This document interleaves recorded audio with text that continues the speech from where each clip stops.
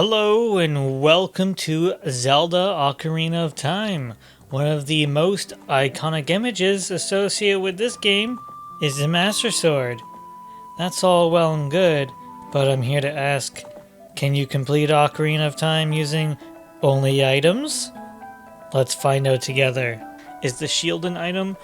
I don't know, but there are times where the shield must be used, so that's when I'm only gonna use it. As usual, Link is awakened by the wonderful and always helpful, never annoying Navi. I quickly gather rupees for the shield, make sure to raid this guy's house. Then I get the sword, just for show of course. One extra purchase to make is for the Deku sticks. Now off to the great Deku tree. Also, I didn't proofread this. The first thing I go for is the slingshot. This will be a great damage dealer for us. Oh, here's one of the required shield moments. It's business as usual as I continue grabbing some Deku nuts along the way. Grabbing some Deku nuts. Get it? Grabbing nuts. Here on the scrub you can just ignore him and shoot the eye switch. Nothing too interesting happens until I reach the scrubs that guard the boss door. Again, to my knowledge, the shield is required to pass. Now for Goma, the only change is to use the Deku sticks when the queen is stunned.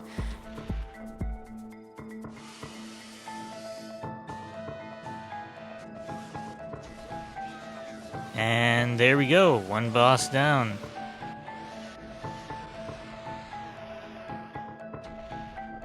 Yada yada yada, rip Deku tree. Oh, Link gets his little fairy ocarina, and now I'm free! Oh, this owl has to say his piece. And now I'm off to see the princess.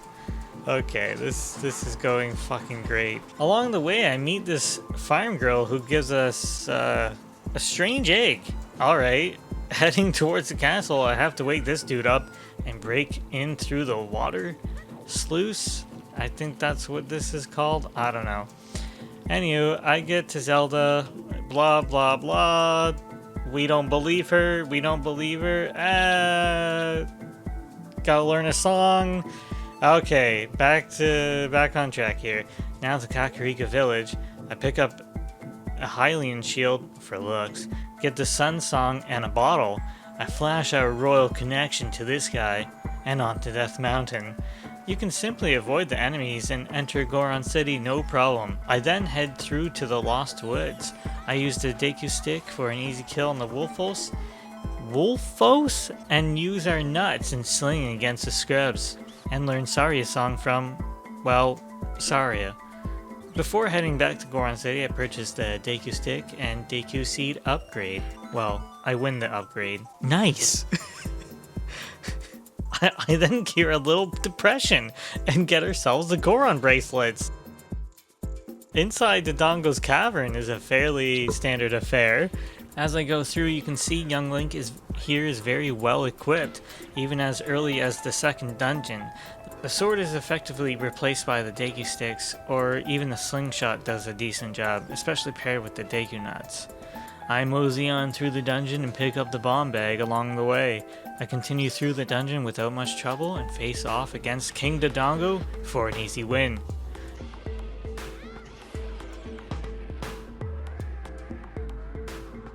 With another spiritual stone, I head up the mountain to visit the Great Fairy, and oh boy, is she ever great, and also terrifying. Moving on, I head to Zora's domain. Here I get the silver scale and a certain bottle with a certain message for a certain king in a certain... I'll stop. I get our fish for a much bigger fish, and before I feed our friendly fishy friend, I make another business deal. Yeah, I did that one take. For an upgrade to our Deku nut capacity, and grab the upgrade to the bomb bag. Off to see Lord Jabu Jabu. As soon as this guy moves a little faster... Come on, let's go. Do you want me to save your daughter or not? Finally. Okay. I plop a fish down and enter Lord Jabu Jabu. Shortly after I meet another princess. This one is a little more self-entitled, but since I'm such a nice guy, I'm gonna help her out anyway. I progress through the dungeon quickly, and Ruto even gets some butt stomps in. I grab the boomerang and continue on my way. I find the spiritual stone lying around, but there's a giant octo ready to eat us. He doesn't stand a chance against the power of the stick, though. Now, on to Baronade. The boomerang will be our friend here, and of course, the strafe. Just keep strafing and boomerang-a-ring. A few broken sticks later, and I get the kill. After all that, it seems like I'm engaged. I can't talk about that right now. I've got all 3 spiritual stones and another princess is waiting for us. I approach the castle. Something seems off though. Uh-oh. The princess is escaping and that bad guy is here. Don't worry, I'll deal with him later. For now, I grab the eponymous Ocarina of Time and head to the Temple of Time. Well, I get Din's fires first, but I do so quickly, cause, you know. Alright, it's finally time to pull the Master Sword to save the world or whatever, but before I go, I have to talk to this fella. And talk, and talk, and... oh, Sheik's here, and talk, and finally done talking. Let's get a move on, back to Kakariko. I head directly to Dampe, well, the ghostly incarnation of Dampe, and follow along the for the hook shot. I think that's how you say his name, by the way. Now, just to take stock here, I only have Deku Nuts, bombs, Din's fire, and the hook shot, and I guess the bottles at our disposal for items. Don't forget the Song of Storms before heading to the Force Temple. The hook shot coming in clutch for these dudes. I think these are moblins. And I quickly dispatch the Wolfos and the Force Temple entrance. One of the first difficult encounters are these Stalfos, but a nut and bomb combo takes them down. The Forest Temple was going pretty smoothly until this little guy. Like, what the hell? Bombs don't kill this dude? I have no idea. Am I finally bested by a bubble? A blue bubble? Not even Din's fire works. I guess... wait. You have to hit it when it's on fire. Not stunned. Bombs work just fine. Alright. As long as it's on fire. Sure. Moving on. I farm some resources, which is a bit of pain, but it's free. And I do farm resources periodically. I just want to show you what it looks like. Back to the Forest Temple. I have to fight these pair of skellies. There's an added difficulty of timing to the kills. This is especially difficult with bombs, but I do have an idea. If you get one of the Stalfos one hit from death and then kill a second Stalfos, you should be able to get through with a little practice. I get the fairy bow and continue on our way. Now I can take out monsters somewhat more effectively, like these ghosts. Getting to the boss of the temple was straightforward, but now the boss, Phantom Ganon, would seem to possess a little challenge. But once I get him off his horse, it seems as though I cannot kill him. I shoot, and I shoot, and I shoot with the arrows, and it just doesn't seem to work. Alright then, I'll get even more arrows. Yet, this still does not work. I used Din's fire, and even threw some bombs in there. I couldn't get the kill. Also, did you know Phantom Ganon has this wonderful attack? So pretty! Yeah, I wrote that. Fine, new tactic. I leave the Forest Temple and head to the Fire Temple. I'm after one thing, the Megaton Hammer. Here I just have to worry about a few fire bats, which the bow handles just fine. As it turns out, bombs and bow works very well, even against the Flare Dancer. And after that, I collect the Megaton Hammer. Well, while I'm here, I might as well complete the temple. When facing off against Volvagia, the Megaton Hammer does the trick, and with that, Link receives his first medallion. After getting the medallion, I get the double magic and head back to the Forest Temple with the new shiny hammer. And second cycle, Phantom Ganon bites the dust. Turns out he just needed a good pounding. Well, that's another medallion added to my collection. Now I head off to the Water Temple. First thing I need though are the iron boots. That means going through the ice cavern. No issues in the cavern now that Link is well equipped, I grab the boots and learn the Serenade of Water. Thank you, Sheik. With that out of the way, I also grab the Zora's tunic, and now I can enter the Water Temple. I do love the aesthetic of the Water Temple, but I understand the issues that it has. Oh, that's Princess Ruto, who is still holding on to that vow we made as kids without fully understanding the repercussions, and haven't spoken in 7 years? Yeah, anyway. So I carry on my merry way, bashing anything that moves, or at least anything not underwater. No issues in this temple, not even Dark Link. Just Din's fire him to hell for an easy win.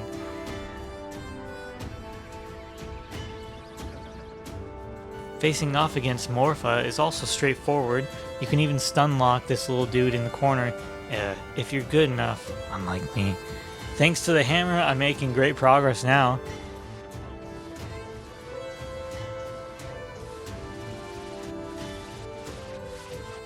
Princess Ruto grants us another medallion, and I get the fire arrows shortly after. I head on over to the Temple of Time and learn the Prelude of Time, just in time too, as this will come in handy. Sheik moves out of the way for me, oh, how kind, so that now I can go back to the past for the lens of truth. I was gonna say the lens of the truth. Spin this big thing right round, and now I can get down into the well, cause, you know, when you spin the windmill really fast, the water in the well drains. Down in the bottom of the well, I pick up some bomb chews and proceed to beat Dead Hand over the head with a Deku stick. Remember, the stick can take this thing out. And so, when I went to get the hover boots, I can't kill this thing! Arrows? No. Bombs? No. Or at least I couldn't. Dins? No. And not even the hammer. Alright. So, this is where I have to bend the rules a little bit. But, I'll come back to this as I think I know of a better way. So, with that out of the way, I head to the Shadow Temple. Oh, what I did was I swung the sword and then used the hammer to deal damage, so. Now, with the power of the hover boots, I can continue. Oh, did you know you can duck under these spinning reapers? Pretty neat. Neato mosquito. Not much to mention, aside from the stealthos that can be easily avoided. Moving on, I'm sure that a lot of people know this, but you can walk over the spikes in this room using the Goron tunic. Just don't stand on them too long, or hover over them with hover boots. Once I get to the ferry ride of the Damned, it might seem very difficult until you realize that using Din's fire ends up pushing the stealthos off. Easy. After that, I get the boss key and move on to Bongo Bongo. Bongo Bongo can be easily stunned with arrows and the hookshot, but when it comes time to damage him, nothing seems to work again. Like the Dead Hand, I can't use the Megaton Hammer. I can't use arrows, bombs are too slow. I have no choice but to bend the rules again. Well, hear me out. I still have to bend the rules, but not as far as last time. For this, though, I have to warp back to the Temple of Time, walk out to the castle grounds, swing a Deku stick, go back to the Temple of Time, change to adult, warp to the Shadow Temple, proceed to Bongo Bongo, and finally make sure to crouch stab with the Megaton Hammer. Doing all that will damage Bongo Bongo. I guess that means if young Link came here, he could poke Bongo Bongo to death with a stick. So odd that young Link seems more equipped than adult Link, but I digress. And remember when I fought Dead Hand as adult Link? I'm sure this technique would work just the same. So finally I get the Shadow Medallion and head west for the last medallion. The first thing I need is a membership card or pass. And in order to get that, I have to free some nosy carpenters. Simple enough, as the hammer takes care of the thief. After that, I pass through the haunted wasteland with the help of a ghostly guide of guidance and arrive at Desert Colossus and the Spirit Temple soon after. This temple requires both adult and child Link to progress, so for now, I change back to a kid and continue the temple. Not much trouble, especially with young Link. And look at this, taking out a Stelphos is even easier in my opinion with the boomerang and some Deku sticks. Last enemy before the temple's treasure is the Iron Knuckle. This seems intimidating at first, but really you can just bomb the hell out of him and use the sling to finish the job. Now that that's out of the way, I get the silver gauntlets and will return to the Spirit Temple as adult Link. Not much to say on this one. I played through the temple as normal, using the hammer or arrows in place of the sword, and finish another Iron Knuckle with little issue. I collect the Mirror Shield and the boss key, and proceed to the boss room. Of course, another Iron Knuckle stands in the way, but this one is different.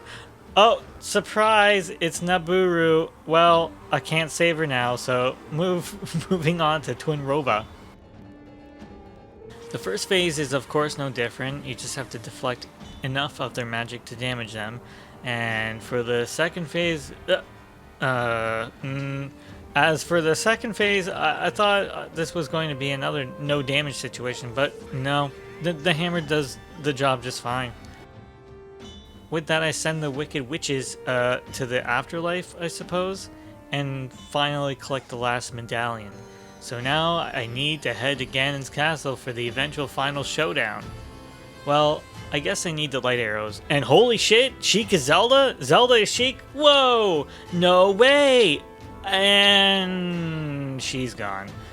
Okay, Ganondorf, now you've done it. Now you've done it. Inside Ganon's castle, head to the forest side dungeon corridor? I don't know what you want to call them, but nevertheless, no issues with this one. Next, the water barrier. I guess they're barriers. Again, no issues. After that, I break the shadow barrier, get the gold gauntlets along the way, break the fire barrier, the light barrier, making note of the most difficult puzzle in the game. And finally, with the spirit barrier broken, I can enter the last stretch of the tower. The tower itself offers little challenge, taking care of the skellies now with light arrows and hammer combo. It's now come to this, the fight against Ganondorf. Well, I quit my handy dandy bottle and hammer to go at it. After a few back and forth volley magic balls, he's defeated. Yet the battle is not over. I must escape the castle with Princess Zelda. We run down the tower as quickly as possible. When trouble arrives, Zelda turtles up and leaves me to deal with everything. She's lucky I'm a nice guy and all. After that, we escape as the whole castle topples over.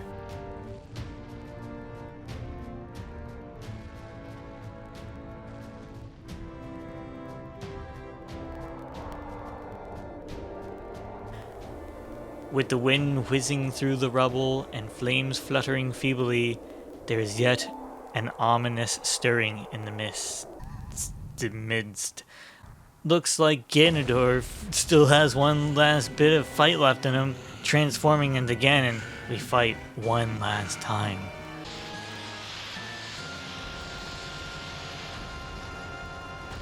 For this first phase, I used the Megaton Hammer to take him down. Then, after getting the Master Sword back, it doesn't matter how many times I hit this monstrosity, I can't take him down.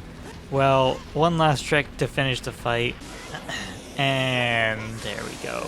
The hammer gets a little magic touch, but the killing blow must be Evil's Bane, the Master Sword.